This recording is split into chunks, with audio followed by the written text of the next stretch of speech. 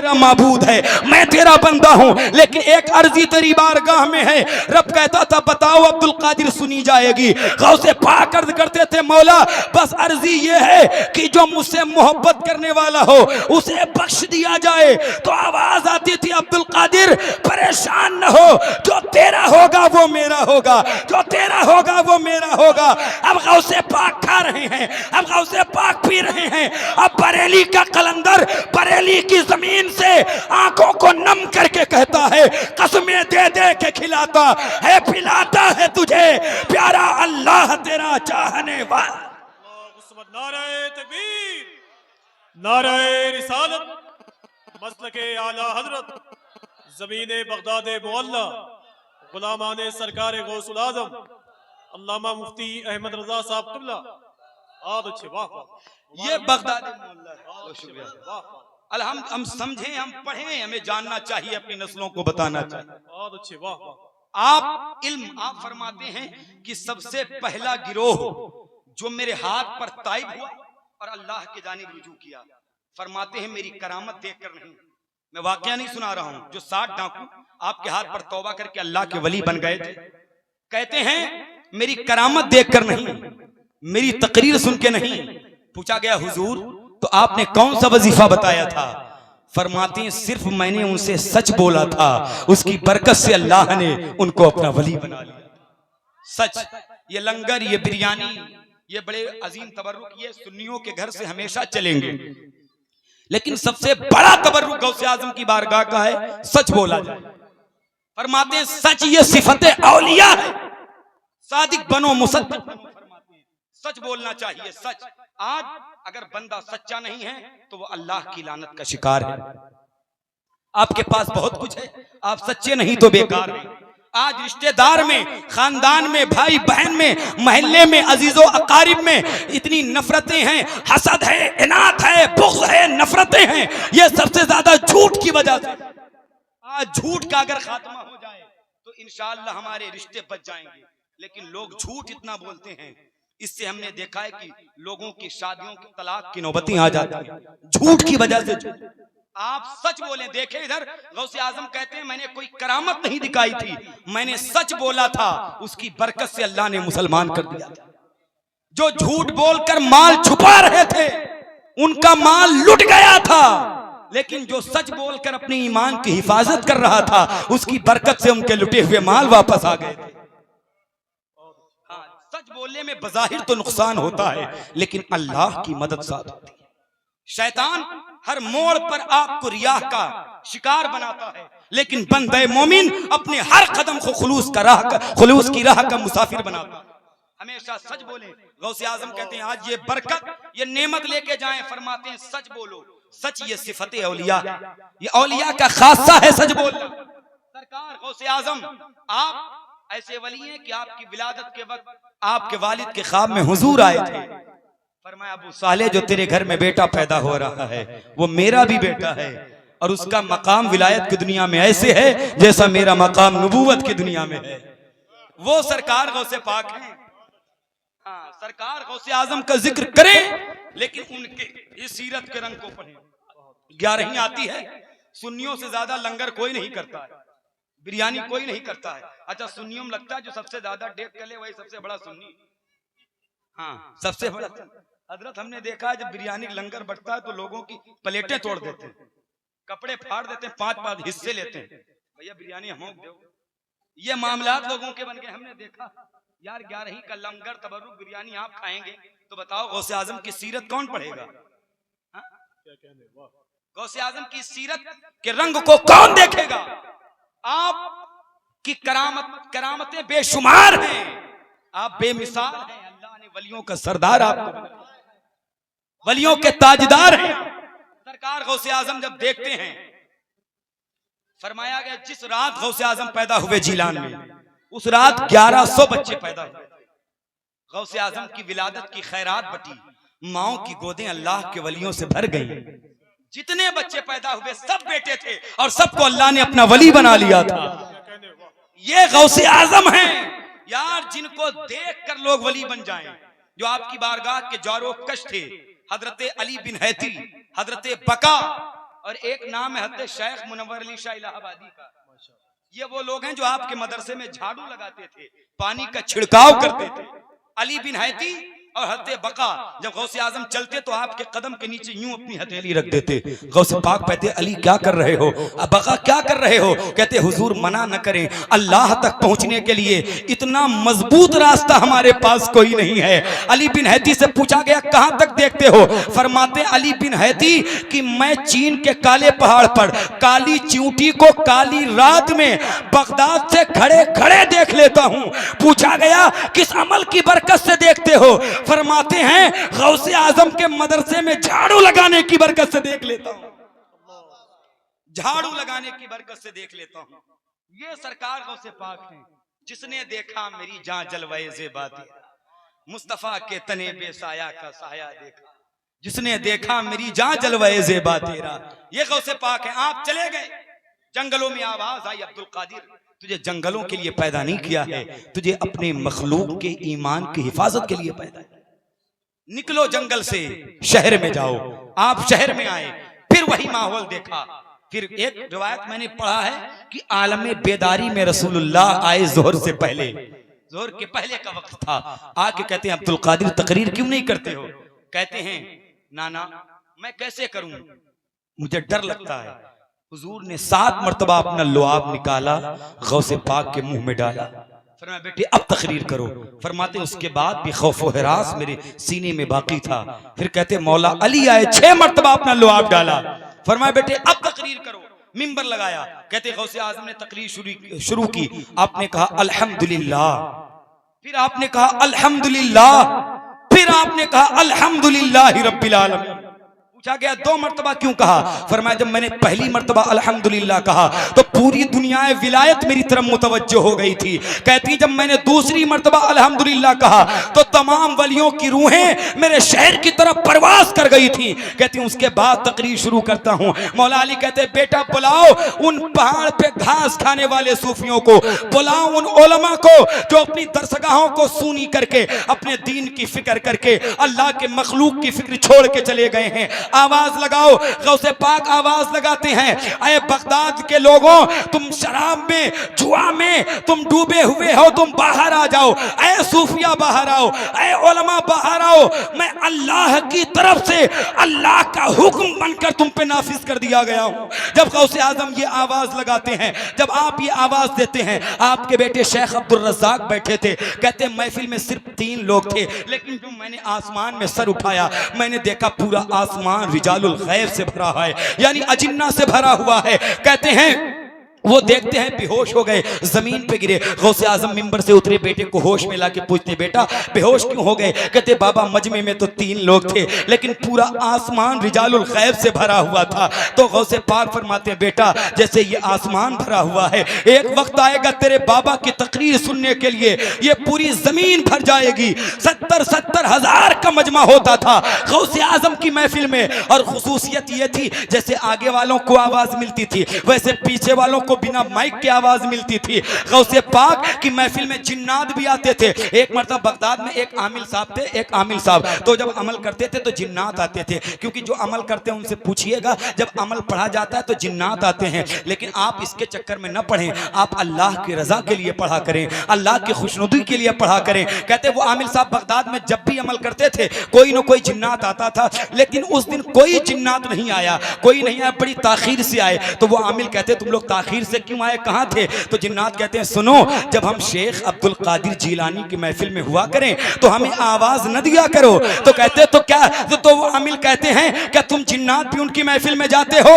तो जिन्नात कहते हैं सुनो जितने इंसान होते हैं उससे 10 गुना ज्यादा हम जिन्नातों की जमात उनकी महफिल में हाजिर रहती है उनकी तकरीर सुनने के लिए।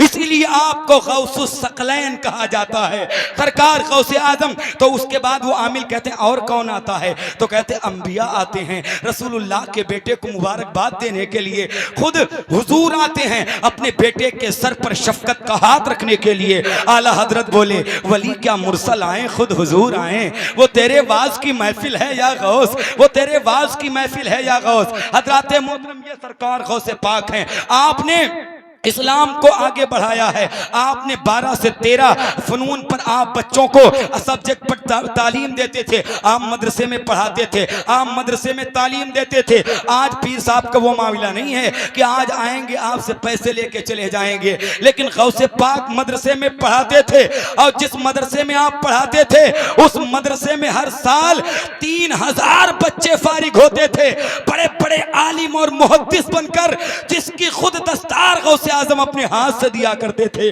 आप जिस मदरसे में पढ़ाते थे वो आपके पीर का मदरसा था, उसका नाम बाबुल इज़्ज़त था। उसके बाद वो बाबे कादरिया के नाम से मशहूर हो गया, वो मदरसा कादरिया के नाम से मशहूर हो गया। उसमें हर साल 3000 आलिम और मुहद्दिस फारिग होते थे, जिसकी दस्तार खुद गौसे आजम अपने हाथ से दिया करते थे। और हजरत मोहतरम मैं आपको बताऊं, सरकार गौसे पाक रज़ी अल्लाह तआला अन्हु के एक शागिर्द थे। हजरत गौसे आजम अपने बेटे शेख यहया से कहते, जाओ मेरे शागिर्द के कमरे में चिराग जला के आओ, जाओ पानी रख के आओ, शाम होती खाना रख के आओ। वो कोई आम बच्चे नहीं थे जिसके कमरे में गौसे पाक अपने बेटे शेख यहया से खाना और पानी रखवाते थे, वो कोई आम शागिर्द नहीं था। जब सुल्तान सलाहुद्दीन अय्यूबी ने बैतुल मुक़द्दस को फतह किया था तो यही गौसे पाक के शागिर्द उनके लश्कर के इमाम बनकर बैतुल मुक़द्दस में उतरे थे। और जब सुल्तान सलाहुद्दीन अय्यूबी ने बैतुल मुक़द्दस को फतह किया था तो उनके लश्कर में आधे से ज्यादा जो लोग थे वो गौसे आजम के मदरसे के पढ़े हुए थे, उनके शागिर्द हुआ करते। नारे तकबीर, नारे रिसालत, अज़मत सरकार गौसुल आज़म, मुसलमान अहले सुन्नत। बहुत अच्छे, वाह। ये सरकार गौसे आजम है, इनसे हम और आप मोहब्बत करें, या आखिरत के दुनिया ऐसी बड़े पीर नहीं कहती है। क्या कहने, वाह। सरकार गौसे आजम आला हजरत फरमाते हैं, वली क्या मुरसल आए, खुद हुजूर आए, वो तेरे वास की महफिल है या वास। हजरात 3000 मुल्ला अली कारी लिखते हैं कि गौसे पाक की हर महफिल में आप हफ्ते में सिर्फ 3 दिन तकरीर करते थे, जुमे की सुबह, इतवार की सुबह और मंगल की शाम। आप 3 दिन गौसे पाक तकरीर करते थे। और मुल्ला अली कारी कहते हैं कि हर महफिल में 3400 से लेकर 4000 तक लोग आपकी महफिल में तौबा करके अल्लाह के वली बनते थे। 400 से 4000 तक लोग ताई बन के कहते वासले बिल्ला होते, कपड़े फाड़ देते, अमामे का पता नहीं, टोपी का पता नहीं, गौसे आजम के कदमों में गिर जाते। और ऐसे ऐसे लोग नहीं आते थे, बड़े बड़े लोग तौबा करके जाते थे गौसे आजम। कहते हैं बगदाद के 400 बड़े बड़े आलिम आपकी हर महफिल में बैठकर आपकी बातों को कोट करते थे, आपकी बातों को लिखते थे। ये सरकार बड़े पीर साहब हैं। कहते हैं लोग 70 लोग अल्लाह के वली आपकी महफिल में बनते थे और तौबा करके जाते थे आपकी महफिल में। एक मर्तबा कहते हैं आप तकरीर कर रहे थे तो हजरत खिज़र अलैहिस्सलाम का लश्कर गुजरा, और जब गुजरा ना तो कहते हैं गौसे पाक हवाओं में गए और फरमाया किफ या बनी इसराइल, ठहर जाओ। कहा क्या बात है? कहा मेरी तकरीर तो सुनते जाओ।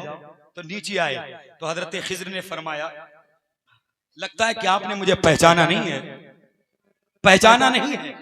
तो कहा पहचान लिया हूं, आप खिज़र अलैहिस्सलाम हैं। तो कहा लगता है आप ये नहीं जानते हैं कि मुझे अल्लाह के जलीलुल कद्र हजरत मूसा जैसे पैगंबर देखकर हैरत ज़दा हो गए थे आप लगते। तो कहते हैं मैं जानता हूं, लेकिन हजरत मूसा को सलाम करता हूं, आपका एहतराम करता हूं। वो आपको देखकर हैरत ज़दा हो गए थे क्योंकि वो बनी इस्राइल के नबी थे। मैं मोहम्मदी हूं, मोहम्मदी। आप मुझे देखो, मुझे सुनो, मुझे सुन के आप हैरत ज़दा हो जाओगे। आला हजरत बोले शुक्र के जोश में जो हैं वो तुझे क्या जाने। खिज़र के होश से पूछे कोई रुतबा, खिज़र के होश से पूछे कोई रुतबा। ये गौसे एक अब्बासी 5 अब्बासी खुलफा का दौर पाया है आपने। एक मर्तबा अब्बासी खलीफा आए, क्या वो भाई आवाज बड़ी आ रही है, खत्म कर दें तकरीर, खत्म कर दें, बोलिए। हाँ तो जरा आवाज आप न करें, हुजूर की महफिल हो, फिर बातें कोई और अपनी न करे, फिर बातें हुजूर की हों और उनके लाडले बेटे की हों। आप तवज्जो इधर रखें। इंशाअल्लाह मैं बड़ी तेजी के साथ बात का इख्तिताम कर रहा हूँ। सरकार गौसे आज़म अब्बासी खलीफा आया और 11 अशरफियों की थैली लाया और ला के दिया का हुजूर ये नजराना कबूल करने। गौसे पाक ने कहा मैं नजराना नहीं लेता, कहा हुजूर ले लीजिए, सुन्नत है। फरमाया तू मुझे सुन्नत सिखा रहा है? गौसे आजम ने एक अशरफी की थैली ली, यूं पकड़ा और यूं पकड़कर इस तरह से निचोड़ा ना तो उससे खून टपकने लगा, खून गिरा।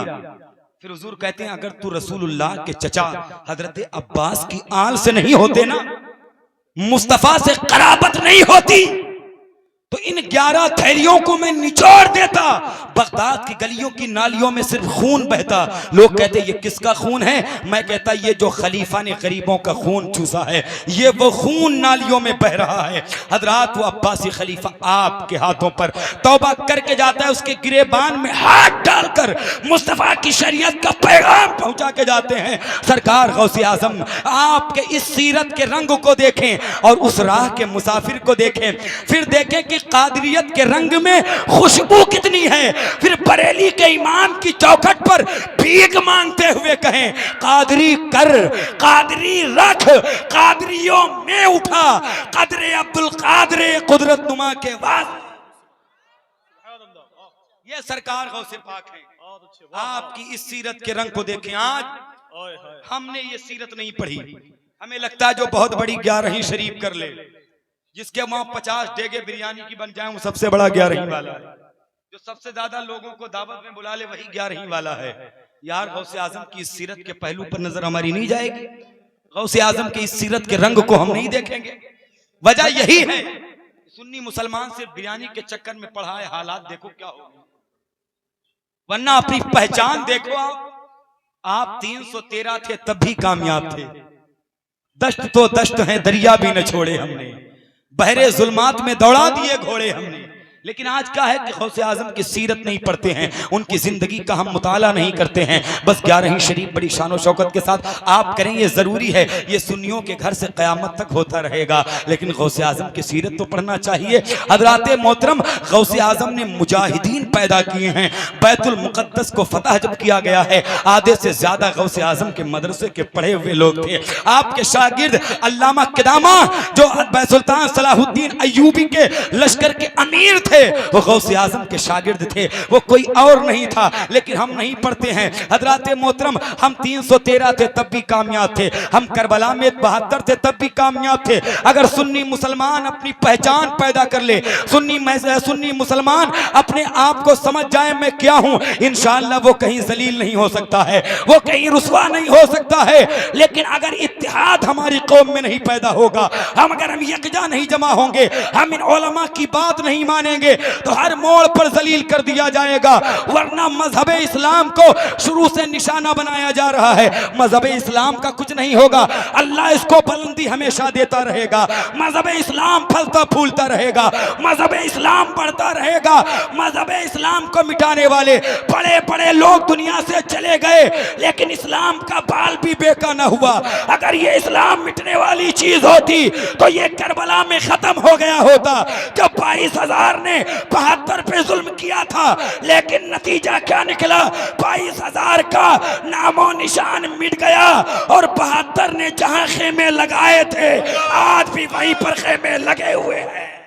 नारे तकबीर, नारे रिसालत, जिक्र इमाम हुसैन, महफिले सरकार गौसे आजम, सुभान अल्लाह। देखें जंग में कागजी अफराद से क्या होता है, हिम्मतें लड़ती हैं, तादाद से क्या होता है।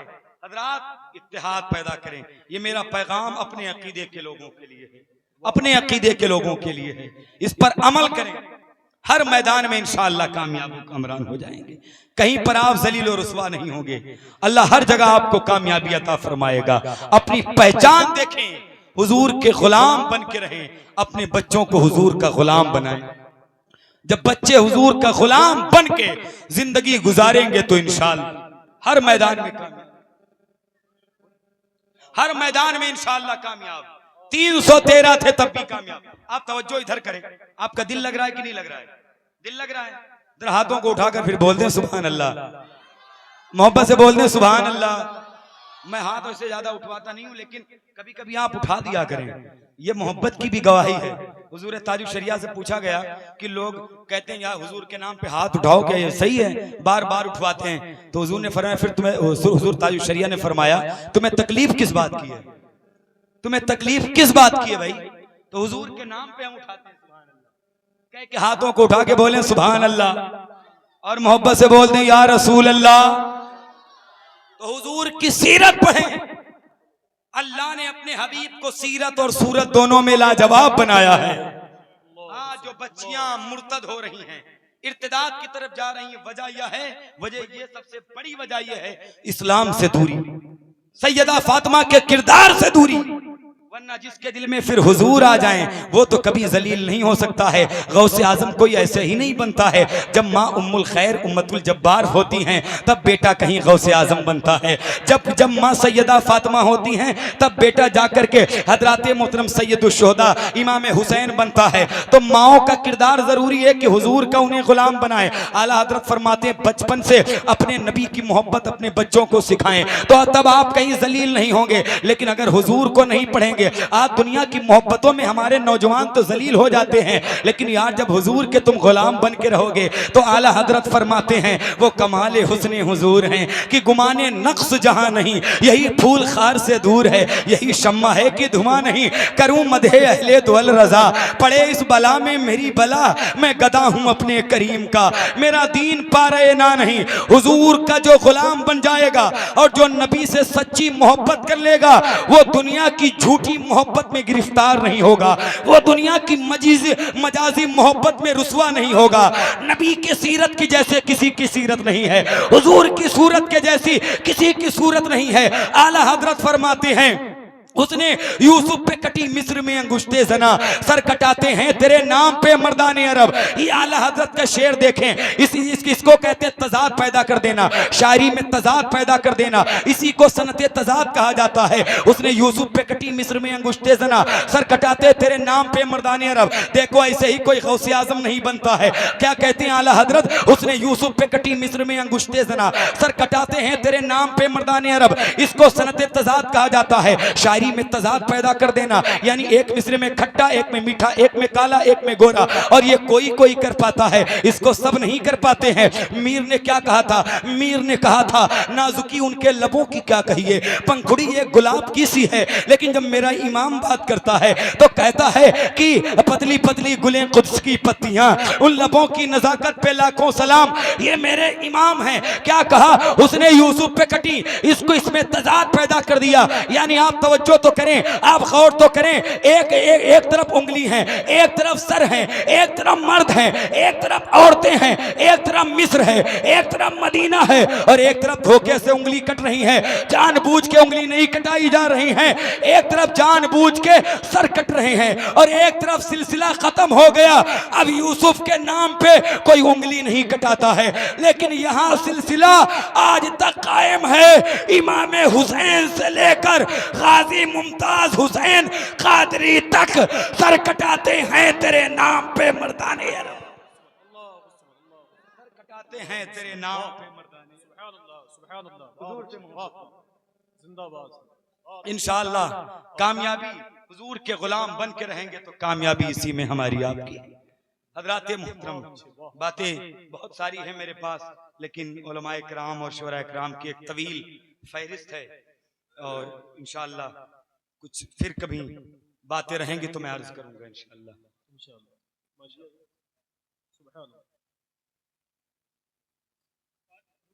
जी जी, अच्छा बस ठीक है इंशाअल्लाह। आखिरी बात मैं करता हूँ, हुजूर सुनेंगे?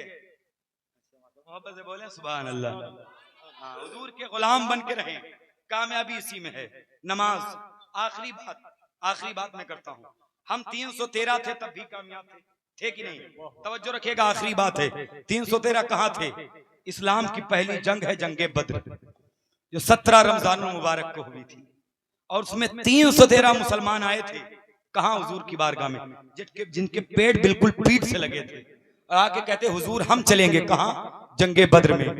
उधर 1000 काफिरें, इधर 313, उधर 1000 तलवारें, इधर 7 तलवारें, उधर बहुत सारे घोड़े और इधर 7 घोड़े। एकदम गरीब सहाबी थे, गरीब।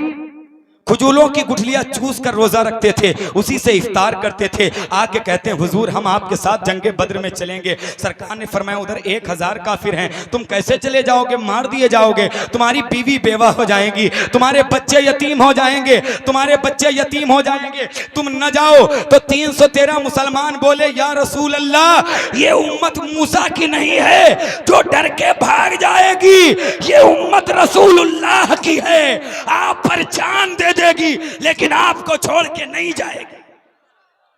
ये उम्मत मुस्तफा की, आपको छोड़ के नहीं जाएगी। पता है हुजूर ने क्या किया? खजूर की टहनी मंगाई। आखिरी बात जरा पीछे वाले भी बोलते हैं सुभान अल्लाह।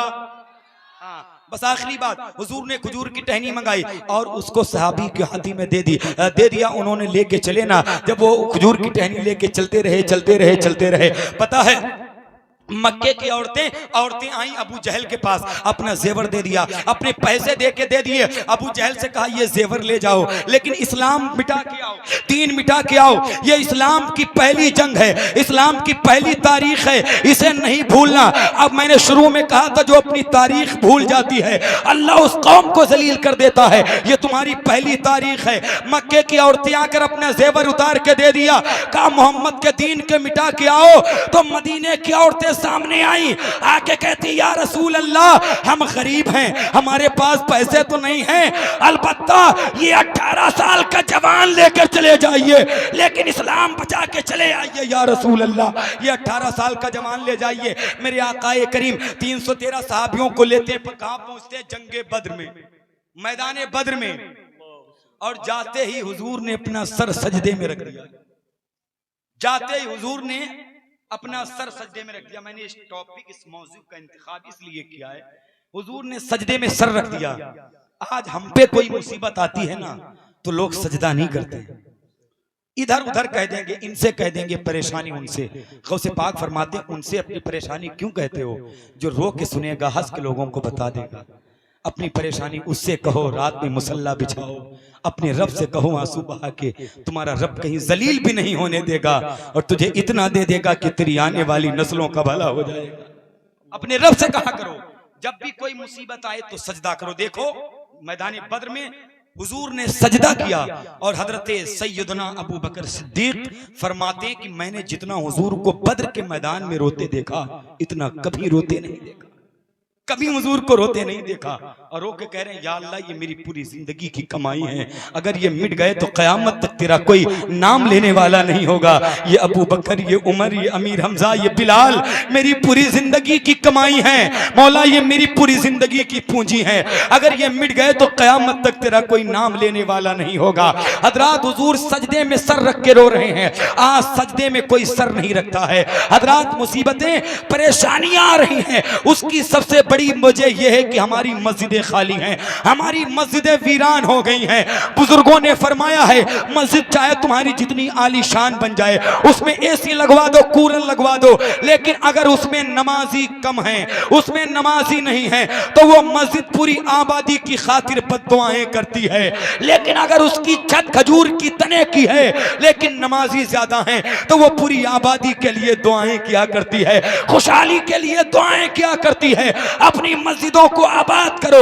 मैदान बद्र में हुजूर ने सजदे में सर रख के यही फरमाया था, अपने रब से कहा करो, तुम्हारा रब सुनेगा, किसी से नहीं कहेगा, और तुझे यहाँ भी कामयाबी अता फरमा देगा और वहां भी कामयाबी अता।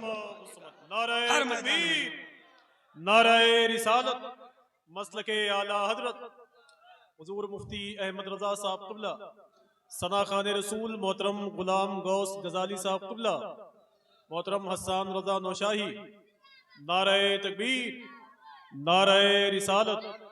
माशाल्लाह, बस मैं तकरीर खत्म कर रहा हूँ। आप देखें मिंबर नूर पर माशाल्लाह खतीब आज़म हिंदुस्तान खलीफा हुजूर सरकार हसन मिल्लत हजरत अल्लामा तकबीर, नारे रिसालत, हजरत मुफ्ती फुरकान साहब क़िबला, मुफ्ती फुरकान रजा मंजरी साहब क़िबला तशरीफ लाए और साथ में शायर हिंदुस्तान, शायर मुल्क हिंदुस्तान बुलबुल बाग़ रजा मोहतरम हाफिज़ क़ारी गुलाम गौस गजाली साहब क़िबला बरेली शरीफ, वो भी मिंबर नूर पर हैं। तो हुजूर इतना रोए, अबू बकर फरमाते तो कभी मुसीबतें आए तो मुसल्ला बिछा के 2 रकात पढ़ के अपने रब से कह दिया, मस्जिदों को आबाद करो, परेशानी आने की सबसे बड़ी वजह यह है हमारी मस्जिदें हमारी सजदों से खाली हैं।